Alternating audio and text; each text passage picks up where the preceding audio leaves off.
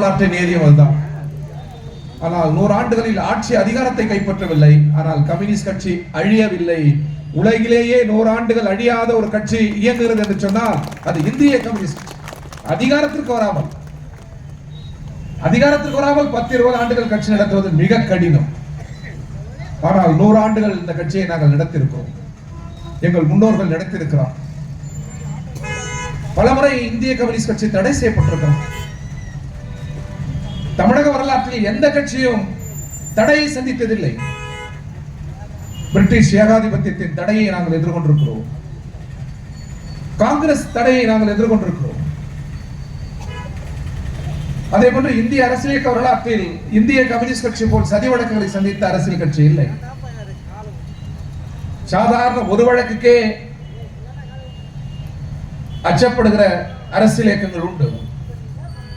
மீரட் சதி வழக்கு, பெசாவர் சதி வழக்கு, கான்பூர் சதி வழக்கு, அலிகார் சதி வழக்கு, சென்னை சதி வழக்கு, நெல்லை சதி வழக்கு என்று சதி வழக்குகளை சந்தித்த கட்சி இந்திய கம்யூனிஸ்ட் கட்சி.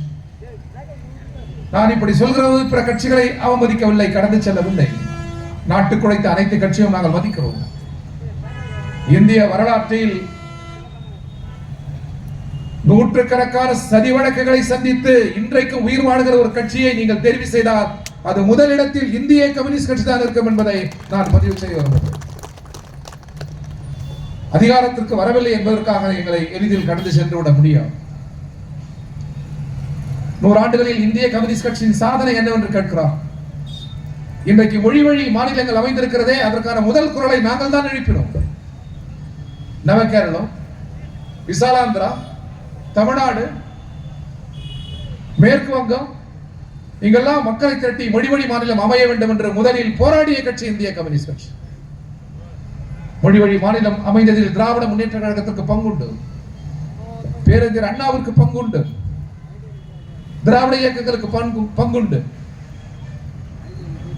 அதே போன்று இந்திய கம்யூனிஸ்ட் கட்சிக்கும் மிக சிறந்த பங்குண்டு.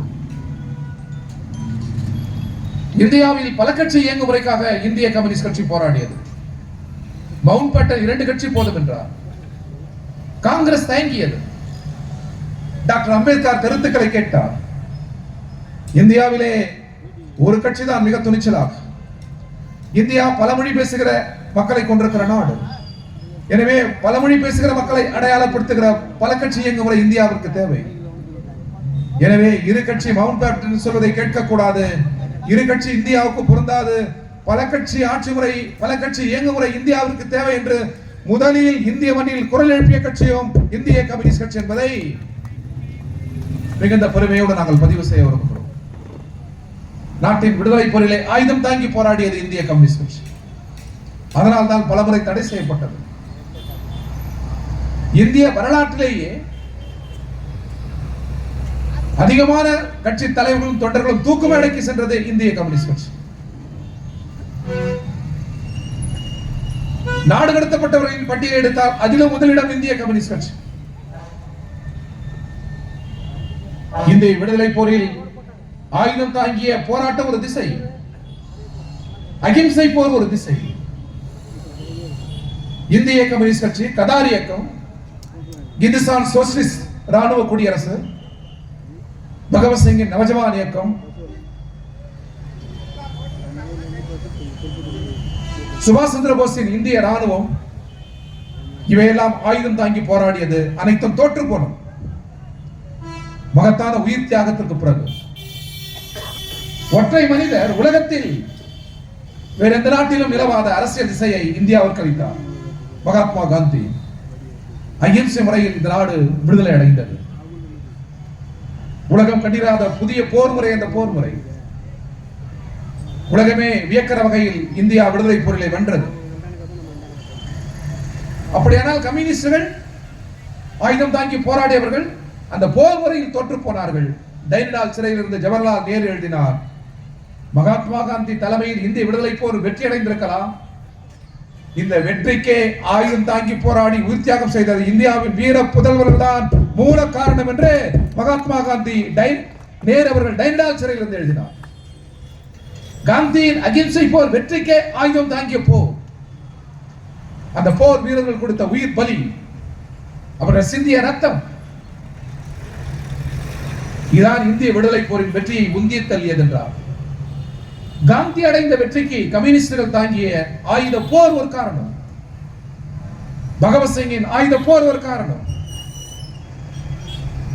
இந்துஸ்தான் சோசியலிஸ்ட் ராணுவ குடியரசின் ஆயுதம் தாங்கிய போர் ஒரு காரணம். கதார் இயக்கத்தின் ஆயுத போர் ஒரு காரணம். சுபாஷ் சந்திர போஸின் ஆயுத போர் ஒரு காரணம். எனவே இந்திய விடுதலை போரில் எங்களை யாரும் கடந்து சென்று விட முடியாது. இந்தியாவின் தோள்களில் ரொமிலா தாப்பர், இந்தியாவை ஆய்வு செய்த வரலாற்று ஆசிரியர், சாதாரணமானவர் அல்ல. இந்தியா குறித்த ஆய்வு நூல்களை எழுதியவர் ரொமிலா தாப்பர். அந்த ரொமிலா தாப்பர் சொல்லுகிறார்,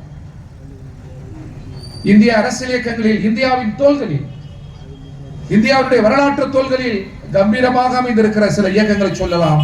அந்த இயக்கங்களில், இந்தியாவின் வரலாற்று தோள்களில் கம்பீரமாக அமைந்திருக்கிற இயக்கங்களில் இந்திய கம்யூனிஸ்ட் கட்சி முதலிடத்தில் இருக்கிறது என்று ரொமிலா தாப்பர் எழுதினார். இவையெல்லாம் வரலாறு. ஆனால் அந்த வரலாறை நினைவூட்டுகிறோம், அவ்வளவுதான். விடுதலைக்கு பிறகு இந்தியாவுடைய நாடாளுமன்றம் நேரு வேண்டுகோள் விடுத்தார். கம்யூனிஸ்டுகளின் தியாகம் சிறந்தது, அறிவு சிறந்தது. ஆனால் ஏன் ஆயுத போர்? நீங்கள் ஜனநாயக பாதைக்கு வாருங்கள் என்று சொன்னார். நாங்கள் ஏற்றுக்கொண்டோம். சொந்த அனுபவத்தில் இருந்தோம், அறிஞர்கள் விடுத்த அழைப்பில் இருந்தோம். ஆயுத போரை விடுத்து ஜனநாயக போருக்கு திரும்பினோம். முதல் தேர்தலேயே ரவி நாராயண ரெட்டி, முதல் தேர்தல் நடைபெற்றது. இந்தியாவின் மிக உயரமான தலைவர், ஆக சிறந்த தலைவர் ஜவஹர்லால் நேரு. இந்திய நாடாளுமன்றம் கூடியது. நாங்கள் முதல் முறை நாடாளுமன்றத்திலே நுழைகிறோம். இந்தியாவிலே அதிக வாக்குகளை பெற்றது யார் என்று ஜவஹர்லால் நேரு கேட்கிறார். சபாநாயகர் சொல்கிறார், இதோ இந்திய கம்யூனிஸ்ட் கட்சியின் ரவி நாராயண ரெட்டி தான் உங்களை காட்டிலும் அதிகமான வாக்குகளை பெற்ற இந்தியாவின் முதல் வெற்றி வேட்பாளர். நேருவையே நாங்கள் பின்னுக்கு தள்ளினோம். இது கடந்த கால வரலாறு என்று கடந்து சென்று விட முடியாது. இந்திய நாடாளுமன்றத்தை செதுக்கணும் நாங்கள். உலகத்தின் மிக சிறந்த நாடாளுமன்றம் இந்திய நாடாளுமன்றம். இன்று ஆட்சி பொறுப்பில் இருக்கிறவர்களை வைத்து அதை மதிப்பீடு செய்யக்கூடாது. குரங்கு கையில் அழகான பூமாலை கிடைத்தது போன்று இன்றைக்கு ஒன்றிய பிஜேபி கையில் இந்தியாவின் ஆட்சி அதிகாரம் கிடைத்திருக்கிறது. அதை நீக்கி இந்திய நாடாளுமன்றத்தை பார்த்தால் தலை சிறந்த நாடாளுமன்றம், நிகரற்ற அரசியல் சாசன முறை இந்தியா. இந்திய சமூக அமைப்போடு எங்களுக்கு உடன்பாடு இல்லை. உழைத்து உழைத்து உருவாக்குகிற பொருள்களை செல்வந்தர்கள் கொள்ளையிடுகிறார்கள், சுரண்டுகிறார். ஆண் உயர்வு பெண் தாழ்வு என்கிற பாகுபாடு சமூகம் இது. பிறப்பால் ஒருவன் உயர்வு, பிறப்பால் ஒருவன் தாழ்வு என்கிற மிக மோசமான அறிவியலுக்கு புறம்பான, பகுத்தறிவுக்கு புறம்பான சமூகம் இது. ஜாதி சண்டை, மத சண்டைகள் நாள்தோறும் நடைபெறுகிற ஏற்றுக்கொள்ள முடியாத சமூக அமைப்பு இந்த சமூக அமைப்பு. ஆனாலும் இந்திய அரசியல் சாசனம் அவ்வாறு அல்ல. அதை வெடித்த டாக்டர் அம்பேத்கர் அவ்வாறு அல்ல. அதற்கு உறுதுணையாக இருந்த ஜவஹர்லால் நேரு அவ்வாறு அல்ல. மகத்தான சிந்தனையாளர்கள் நல்ல அரசியல் சாசனத்தை, நாடாளுமன்ற முறைமையை நமக்கு அளித்திருக்கிறார்கள். அவையெல்லாம் இன்றைக்கு ஒன்றிய அரசால் சுற்றி வளைக்கப்பட்டிருக்கிறது. அது வேறு. ஆனால் ஆக உலகத்தின் சிறந்த நாடாளுமன்றம், பல கட்சி இயங்குமுறை கொண்ட நாடு, சட்டத்தின் ஆட்சி முறை, தன்னியல்பில் நீதி செயல்பட வேண்டும், தன்னியல்பில் அரசியல் கலப்பில்லாமல் ஜனநாயக நிறுவனங்கள் செயல்பட வேண்டும் என்ற சட்ட முறைமை கொண்ட நாடு இந்தியா. இந்த நாட்டின் ஆக சிறந்த நாடாளுமன்ற ஒரு உறுப்பினரை தெரிவு செய்ய வேண்டும். 1947 விடுதலை பெற்ற 50-52களில் தன் கதிபோக்கை தானே தீர்மானித்துக் கொள்கிற சட்ட முறைமைக்கு இந்தியா வந்தது. நாடாளுமன்றம் செதுக்கப்பட்டது நமது முன்னோர்களால். அந்த நாடாளுமன்ற ஜனநாயகம் இல்லை என்றால் இந்த நாடு இவ்வாறு இருந்திருக்க முடியாது. உலகமே வியக்கிற பன்முகம் இந்தியா. அந்த பன்முகத்தின் அடித்தள மதச்சார்பின்மை. இவ்வளவு கோடி மக்கள் வாழ்கிற நாடு உலகத்தில் இல்லை. இவ்வளவு கோடி மக்கள் வாக்களிக்கிற நாடு உலகத்தில் இல்லை. இவ்வளவு பாகுபாடுகள், வேறுபாடுகள் கொண்ட மக்கள் உலகத்தில் எந்த நாட்டிலும் இல்லை. ஆனாலும் நாடு நாடாக இருக்கிறது. என்ன காரணம்? பன்முகம் தான் அதன் காரணம். இந்த பன்முகத்தின் அடித்தளம் சார்பின்மை. 1000 மதங்கள் இருக்கும், இந்தியாவுக்கு என்று ஒரு மதம் இல்லை. 1000 மொழிகள் இருக்கும், இந்தியாவுக்கு என்று ஒரு மொழி இல்லை. 1000 கலாச்சாரம் இருக்கும், இந்தியாவுக்கு என்று ஒரு கலாச்சாரம் இல்லை. நாடே மதம் சாராத நாடு. எங்களை கேட்பார்கள் பலர், ஏன் நீங்கள் எந்த மதத்தையும் சாரவில்லை என்று. யாவற்றுக்கு மேலானது இந்த நாடு. நாட்டுக்கே மதம் இல்லாத போது அந்த நாட்டின் குடிமக்கள் கம்யூனிஸ்டுகள். எனவே எங்களுக்கும் மதம் இல்லை என்று நாங்கள் கம்பீரமாக சொல்லுவோம். இதனால் மதத்தை ஏற்றுக்கொண்ட மக்கள் வெறுப்பல்ல, வழிபாடு முறை எங்களுக்கு வெறுப்பல்ல. எங்களுக்கு மதம் இல்லை, எங்களுக்கு கடவுள் இல்லை. கம்யூனிஸ்டுகளுக்கு திருக்கோயில் நாடு, உயிரை கொடுத்து உழைக்கிறவர்கள் மக்கள் தான் கடவுள், அன்புதான் எங்கள் மதம். எனவே நண்பர்கள், இவ்வளவு சிறந்த ஒரு நாட்டின் நாடாளுமன்ற ஜனநாயகத்தின் முதல் நாடாளுமன்ற வேட்பாளரை தெரிவு செய்து அவருக்கு விருது வழங்க வேண்டும். இந்திய நாடாளுமன்றத்தில் எவ்வளவு பெரிய ஜாம்பவான்கள்! அம்பேத்கர், ஜவஹர்லால் நேரு, பேரறிஞர் அண்ணா, முரசொலி மாறன், ராசழியன், இன்றைக்கு இருக்கிற வைகோ, பி ராமமூர்த்தி, கல்யாண சுந்தரம், தாப்பாண்டியன், ஹிரேன் முகர்ஜி, புபேஷ் குப்தா, எவ்வளவு பெரிய மேதைகள்!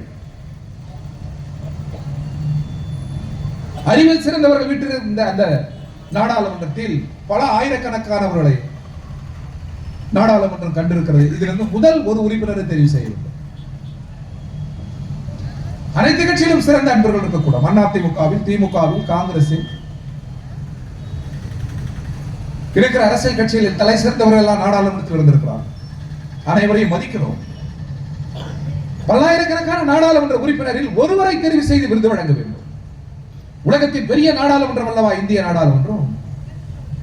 அமெரிக்கா, பிரிட்டன் எந்த நாடாளுமன்றத்துடன் ஒப்பிட்டாலும் இந்திய நாடாளுமன்றம் தலை சிறந்த நாடாளுமன்றம்.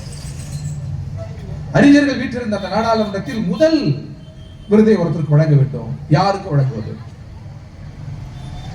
இந்திரா காந்தி காலத்தில் பேசப்பட்டு நரசிம்மா காலத்தில் அந்த கமிட்டி போடப்பட்டது. அதில் வாஜ்பாய் இருந்தார். 100 பேரை தெரிவு செய்தார்கள் சிறந்த நாடாளுமன்ற உறுப்பினராக. அதில் 10 பேரை தெரிவு செய்தார்கள். பிறகு அதில் 3 பேரை தெரிவு செய்தார். பிறகு அதில் ஒருவரை தெரிவு செய்தார். நாடாளுமன்றம் கூடியது. நாட்டின் விடுதலைக்கு பின் இன்று வரை இந்திய நாடாளுமன்றத்தின் முதல் விருதை பெறக்கூடிய ஆக சிறந்த தகுதி இந்திய கம்யூனிஸ்ட் கட்சியின் பேரன்பு தலைவர் தோழர் இந்திரஜித் குப்தாவுக்கு என்று வாஜ்பாய் அறிவித்தார். எங்கே கம்யூனிஸ்டுகள் என்று கேட்கிறார்களே பிஜேபி அன்பர்கள், எங்கே இருக்கிறது கம்யூனிஸ்ட் கட்சி என்று கேட்கிறார்களே பிஜேபி நண்பர்கள், உங்கள் தலைவர் அறிவித்தார்.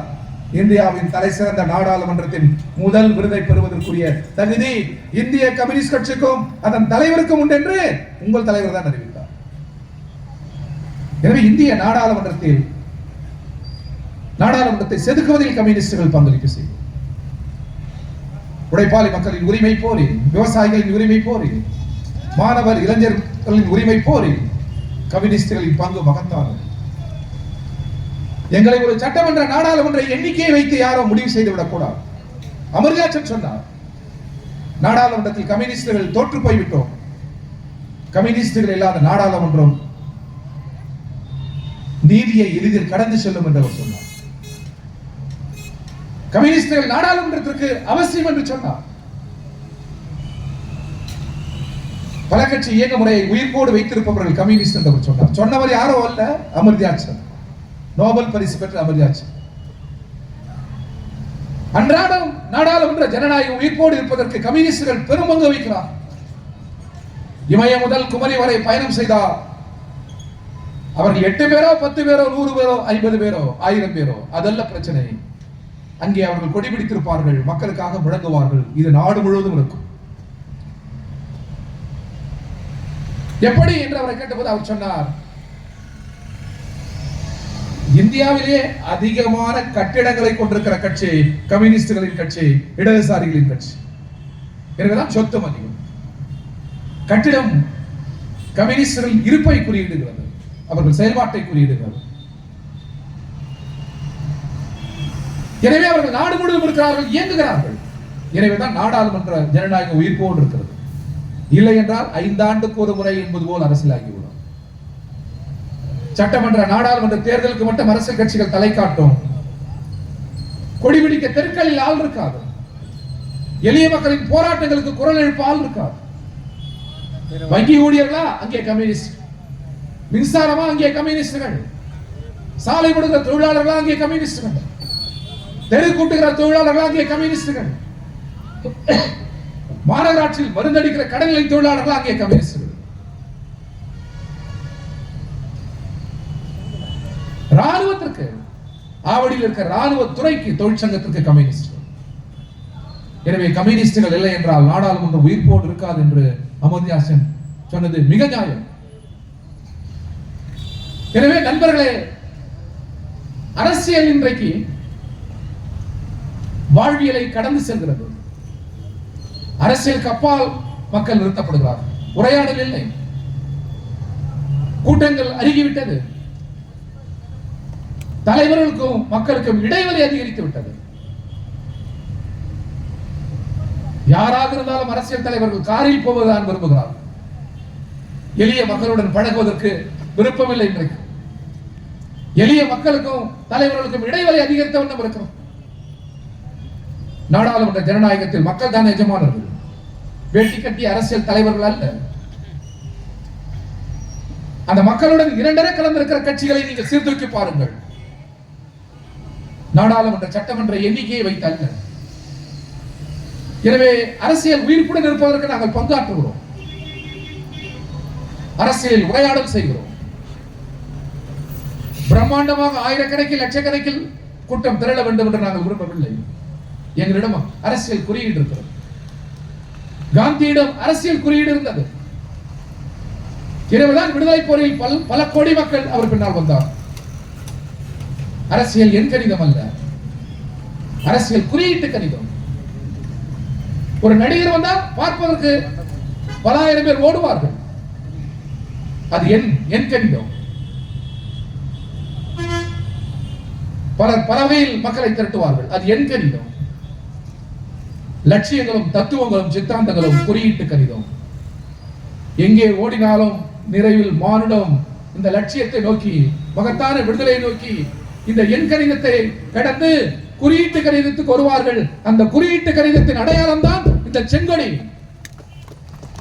விடுதலையின் குறியீடு இது, பகுத்தறிவின் குறியீடு, சுயமரியாதையின் குறியீடு, சமூக அறிவியலின் குறியீடு.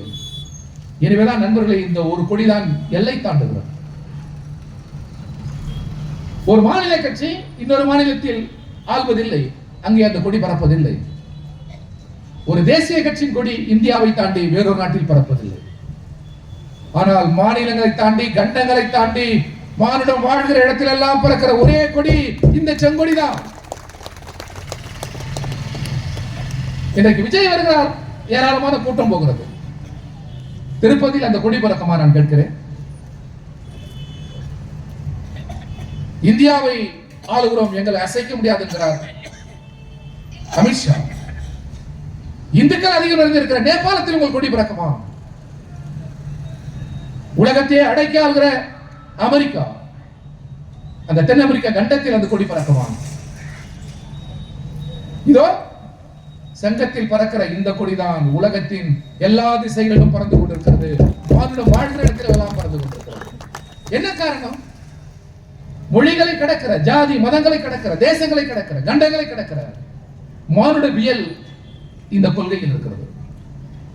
மானுடவியல் என்பது மனிதனை அணைத்துக் கொள்வது, மனிதனின் உரிமைகளுக்காக போராடுவது, மனித வாழ்வியலை உயர்த்திக் கொண்டே இருப்பது. இந்த மானுடவியல் கருத்து எங்களிடம் இருக்கிறது. எனவேதான் அடுத்த தலைமுறை மீது நாங்கள் நம்பிக்கை வைக்கிறோம். நண்பர்களை, நான் முடிக்க விரும்புகிறேன். பிஜேபி இன்றைக்கு தமிழ்நாட்டை குறிவைக்கிறது, சுற்றி வளைக்க. தமிழக முதல்வர் 5000 ரூபாய் இல்லத்தரசிகளுக்கு உரிமை தொகை வழங்கினால் இது அரசியல் என்கிறார். பிஜேபி செய்வது அரசியல் இல்லையா? அதிமுக செய்வது அரசியல் இல்லையா? திராவிட முன்னேற்ற கழகம் செய்தால்தான் அது அரசியலா? நண்பர்களே, தமிழ்நாட்டினுடைய முதல்வர் நல்லதொரு அரசியலை முன்னெடுக்கிறார். ஒன்றிய அரசு மாநிலங்களின் உரிமைகளில் தலையிடுகிறது, சமஷ்டி முறையை சிதைக்கிறது, நாடாளுமன்ற ஜனநாயகத்தை சிதைக்கிறது. உலகத்தின் தலை சிறந்த நாடாளுமன்றம் இந்திய நாடாளுமன்றம் வெறும் குரல் வாக்கெடுப்பில் மசோதாக்கள் நிறைவேற்றப்படுகிறது. கையை உயர்த்தி பள்ளிக்கூட மாணவர்கள் போல் கையை உயர்த்துகிறார்கள், மசோதாக்களை நிறைவேற்றுகிறார்கள். விவாதம் இல்லை. தங்களுக்கு நேர் எதிரான மாநிலங்களை குறிவைக்கிறது ஒன்றிய அரசு, குறிவைக்கிறார் நாட்டின் பிரதமர். திமுகவை எப்படியாவது சிதைக்க வேண்டும் நினைக்கிறார் இந்தியாவுடைய பிரதமர், உள்துறை அமைச்சர். தமிழ்நாட்டை மாஃபியாக்கள் ஆட்சி செய்வதாக நாட்டின் பிரதமரை சொல்லுகிறார். இது ஏற்புடையதா? நாட்டின் பிரதமர் அப்படி சொல்லலாமா? மக்களால் தெரிவு செய்யப்பட்டு வாக்கின் மூலம் தான் தமிழக முதல்வர் அதிகாரத்துக்கு வந்திருக்கிறார். மாஃபியாக்களின் ஆட்சி தமிழ்நாட்டில் நடைபெறுகிறதா? பிரதமர் இப்படி சொல்லலாமா? தமிழ்நாட்டில் திமுக தலைமையில் அமைந்திருக்கிற கூட்டணி இந்து மத விரோத கூட்டணி என்கிறார். நாங்கள் இந்துக்களுக்கு எதிரானவர்களா? ஆலய வழிபாட்டுக்கு எதிரானவர்களா? இந்து மக்களுக்கு எதிரானவர்களா? நாட்டின் பிரதமரிடம் அரசியல் இல்லை, வெறும் வெறுப்பு இருக்கிறது, மத அடிப்படைவாதம் இருக்கிறது. பிரதமர் துவங்கி நயினார் நாகேந்திரன் வரை அரசியல் இல்லாததால் வறட்சி வெளிப்படுகிறது. சகோதரர் விஜய் எங்களுக்கும் திமுகவுக்கும் போட்டி என்கிறார். இதுல என்ன தவறு இருக்கிறது? இல்லை இல்லை, எங்கள் அணிக்கும் திமுகவுக்கும் தான் போட்டி என்று நீங்கள் சொல்லலாம், சகோதரர் நயினார் நாகேந்திரன் சொல்லலாம். என்ன பிழையாக அவர் பேசிவிட்டார்? நீங்கள் என்ன அதற்கு சொல்ல வேண்டும்? ஒரு பெண் நடிகரினுடைய பெயரை சொல்லி முதலில் விஜய் அவர் வீட்டிலிருந்து வெளியில் வரட்டும் என்கிறார் ஒரு கட்சியினுடைய மாநில தலைவர். பிஜேபி அந்த கட்சியினுடைய தேசிய தலைவர்களுக்கும் கொள்கை பஞ்சம், மாநில தலைவர்களுக்கும் கொள்கை பஞ்சம். இந்திய கம்யூனிஸ்ட் கட்சியின் ஒரு வட்டார செயலாளரிடம் பேசி பாருங்கள். வெனிசுலா துவங்கி இங்க இருக்கிற செங்கத்தில் இருக்கிற உழைக்க மக்களின் அரசியல் வரை பேசுவார். அவ்வாறு பயிற்றுவித்திருக்கிறது இந்திய கம்யூனிஸ்ட் கட்சி. அரசியல் இல்லை உங்களிடம். அரசியல் இல்லதா? அரசியலுக்கு சம்பந்தமில்லாத ஒரு பெண் நடிகையை நீங்கள் எடுத்து பொது வெளியில் பேசுகிறீர்கள். பிஜேபியின் உயரம் இவ்வளவுதான். ஆளுநர் இந்தியாவுடைய ஒற்றுமையை வளர்ச்சியை கெடுத்தவர் கார்ல் மார்க்ஸ் என்கிறார். பெரியார் சிந்தனைகள் தமிழ்நாட்டுக்கும் இந்தியாவுக்கும் பொருந்தாது என்கிறார். அமித்ஷா தமிழர்களை திருட என்கிறார். ஒரிசாவில் புகழ்வாய்ந்த பூரி ஜெகநாதனுடைய திறவுகோல் திருடப்பட்டு தமிழ்நாட்டில் இருக்கிறது என்கிறார். அரசியல் இல்லை. ஒரு 4 தினங்களுக்கு முன்னால் உள்துறை அமைச்சர் பத்திரிகை நிருபர்கள் அழைத்து பேசுகிறார்.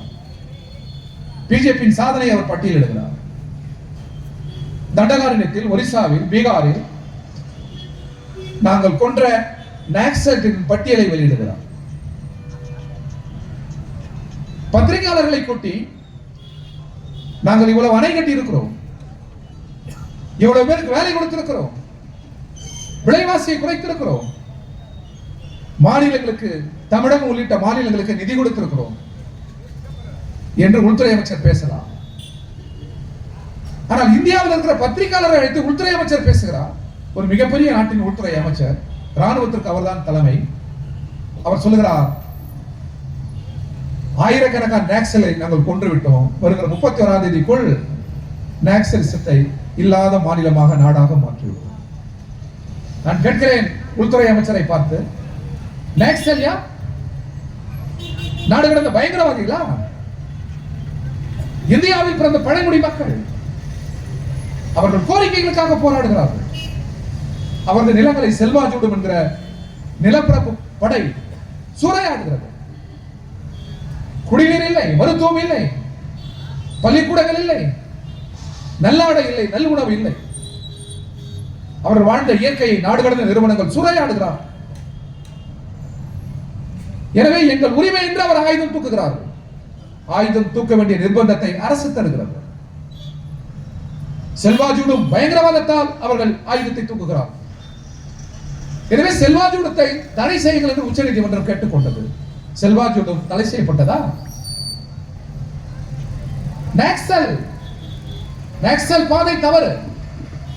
ஆனால் நக்சலை கொன்றதுதான் சாதனையா? நான் கேட்கிறேன் உள்துறை அமைச்சரை. அரசியல் வறட்சி, கொள்கை வறட்சி, திட்டங்களில் வறட்சி, எப்படியாவது பதற்ற அரசியலை தூண்டுவது, மத அரசியலை தூண்டுவது, அதன் மூலம் ஊபியில் பீகாரில் அதிகாரத்தை வெல்லுவது. இதே பார்முலா, இதே அரசியல் முறையை தமிழ்நாட்டில் விதைக்கிறார். திருப்பரங்குன்றத்தில் விதைத்தார். நீதிபதியை சாய்ந்தார். நீதிபதியே சாய்ந்த பிறகு கூட தமிழக முதல்வர் சாயவில்லை, தமிழ்நாட்டு மக்கள் சாயவில்லை. அங்கே நீதி நிலைநாட்டப்பட்டது. நீதியை வளைக்கலாம், தமிழக மக்களை வளைத்து விட முடியாது. எனவேதான் நான் அடிக்கடி நாங்கள் சொல்கிறோம். நான் நிறைவு செய்கிறேன். வருகிற சட்டமன்றம் வழக்கமான சட்டமன்றம் அல்ல, மிக மிக முக்கியமான சட்டமன்ற தேர்தல் அது. திமுக தலைமையிலான எங்கள் கூட்டணி வலுவாக இருக்கிறது. நாங்கள் வெற்றி பெறுவோம். எழுதி வைத்துக் கொள்ளுங்கள், மகத்தான வெற்றியை, வரலாறு காணாத வெற்றியை திமுக தலைமையிலான எங்கள் கூட்டணி பெறும். வெறும் கூட்டணி பலமா? இல்லை, அரசாங்கத்தின் நலத்திட்டங்கள் இருக்கிறது. நான் இதை கூட்டணியால் சொல்லவில்லை. இந்தியாவிலேயே சமூக நலத்திட்டம், சேம நலத்திட்டம், ஏழைகள், எளியவர்கள், கர்ப்பிணிகள், நோய்வாய்ப்பட்டவர்கள், முதியவர்களுக்கான நலத்திட்டங்கள் இந்தியாவிலேயே தமிழ்நாட்டால் முதலிடம். இதனால் வெற்றி பெறுவோம் என்று நாங்கள் சொல்கிறோமா? அல்ல. தமிழ் மக்களிடம் இருக்கிற ஒற்றுமை சிந்தனை. தமிழ் மக்கள் எப்பொழுதுமே நல்லிணக்கத்தை விரும்புவார். ஜாதி பதற்றங்களை, மத பதற்றங்களை விரும்ப மாட்டார். பிஜேபி பதற்ற அரசியலை சுமந்து வருகிறது. உலகத்திலே மிக அமைதியான மாநிலம் தமிழ்நாடு. அதன் தலைநகரம் சென்னை. நாட்டின் பிரதமரை, உள்துறை அமைச்சரை அருகில் வைத்துக் கொண்டே சகோதரர் அன்புமணி பேசுகிறார். தமிழ்நாட்டின் தலைநகரம் கொலை நகரம் என்கிறார். தமிழ்நாட்டின் தலைநகரம் சென்னை கொலை நகரமா? பேசுகிறவர் முன்னாள் ஒன்றிய அமைச்சர், ஒரு கட்சியின் தலைவர். சகோதரர் அன்புமணி சென்னையை கொலை நகரம் என்கிறார். உள்துறை அமைச்சர் அருகில் இருக்கிறார். அதிகாரம் அவரிடத்தில் இருக்கிறது. உள்ளபடியே கொலை நகரம் அது. சென்னை கொலை நகரம் என்றால் ஏன் அங்கே உங்கள் பங்களா கட்டி வாழ்கிறீர்கள்?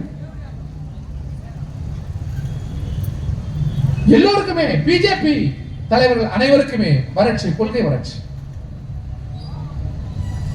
எனவேதான் நாங்கள் சொல்கிறோம், தமிழ் மக்களிடம் இருக்கிற இந்த ஒற்றுமை சிந்தனை, நல்லிணக்க சிந்தனை, பன்முக சிந்தனை, எல்லோரும் கூடி வாழ வேண்டும், ஜாதி சண்டை, மத சண்டை கூடாது என்கிற அந்த ஒற்றுமை சிந்தனை, இந்த சிந்தனை திமுக கூட்டணிக்கு பலமாக இருக்கும். எனவேதான் பிரமாண்டமான வெற்றியை நாங்கள் பெறுவோம் என்று சொல்கிறோம். நீங்கள் எங்கிருந்து பந்து வீசினாலும் சரி, அமித்ஷா சென்னையிலிருந்து வீசினாலும் சரி, பிரதமர் டெல்லியிலிருந்து வீசினாலும் சரி, எங்கள் கூட்டணியின் தலைவர் மாண்புமிகு ஸ்டாலின் அவர்கள் அடிக்கிற அடியெல்லாம் சிக்ஸராக தான் இருக்கும். உங்களுக்கு தோல்வி உறுதி. இது மாநிலத்திற்கும் ஒன்றிய அரசுக்குமான போர், அடுத்த சந்ததிகளை காப்பதற்கான போர். நமது முன்னோர்களும் நாடும் நமக்கு அளித்த ஜனநாயக விழுமியங்களை காப்பதற்கான போர். இந்த போரில் தமிழ்நாட்டிற்கு முதல்வர் தலைமை தாங்குகிறார். பிஜேபியை அரசியல் அரங்கில் இருந்து தோற்கடிக்க வேண்டும் என்ற கொள்கையை வகுத்தவர்கள் கம்யூனிஸ்டுகள். எனவே திமுக என்கிற ஜனநாயக சக்தியுடன் அணி சேர்ந்து நிற்கிறோம். எனவே பெரியோர்களே, நண்பர்களே, அதிமுக நண்பர்களே, இந்த ஒரு தேர்தலில் உங்கள் வாக்கையும் நீங்கள் எங்கள் கூட்டணிக்கு அளிக்க வேண்டும் என்று உங்களை கடங்கூப்பி கேட்டுக்கொள்கிறோம். நீங்கள் சேர்ந்திருக்கிற இடம் அவ்வளவு சரியல்ல. அண்ணா திராவிட முன்னேற்ற கழகம் ஒரு ஜனநாயக இயக்கம், நாங்கள் மதிக்கிறோம். அதிமுக பிஜேபியுடன் இல்லாமல் ஒரு அணி அமைத்திருந்தால் அதை வெற்றி கொள்வதற்கு கொஞ்சம் சிரமமாக கூட இருந்திருக்கும். சிரமப்படலாம். நல்ல வேலை, நீங்கள் பிஜேபியுடன் இணைந்து எங்கள் வெற்றியை எளிதாக்கி விட்டீர்கள். உங்களுக்கு ஒரு புறத்தில் வாழ்த்து சொல்ல வேண்டும். தமிழ் மண்ணில் ஒரு மரபு இருக்கிறது. உங்களை பற்றி தெரிந்து கொள்ள வேண்டும் என்று சொன்னால் உங்கள் நண்பரை பற்றி சொல்லுங்கள் என்பார். சகோதரர் வாழப்பாடி அவர்களே, உங்கள் நண்பர் யார்? ஒரு காலத்தில் இந்திய கம்யூனிஸ்ட் கட்சி, மார்க்சிஸ்ட் கம்யூனிஸ்ட் கட்சி, காங்கிரஸ், இவர்கள் தான் எங்கள் நண்பர்கள் என்று நீங்கள் சொன்னது உண்டு, மக்கள் ஏற்றுக்கொண்டார். இப்பொழுது உங்கள் நண்பர் யார்? சொல்லுங்கள். அமித்ஷா. சொல்லி பாருங்கள். அவரை பக்கத்தில் வைத்து தமிழ்நாடு முழுவதும் சுற்றுப்பயணம் செய்யுங்கள். நீங்கள் நிற்கிற இடங்கள் எல்லாம் டெபாசிட்டை காலி செய்கிறார்கள் தமிழ்நாட்டு மக்கள். தோற்பது உறுதி. அதிமுகவின் அரசியலுக்கும் பிஜேபி அரசியலுக்கும் பொருந்துமா நான் கேட்கிறேன். அதிமுக ஒரு ஜனநாயக வடிவம், பிஜேபி அதற்கு நேர் எதிரான வடிவம். எனவே உங்கள் அணிசேர்க்கை தவறு. அதிமுகவில் உற்சாகம் இல்லை. அதிமுகவில் இருக்கிற நல்ல சிந்தனையாளர்கள் இந்த சேர்க்கை சரியில்லை என்று விரும்புகிறார். எங்கள் கூட்டணி கொள்கை கூட்டணி.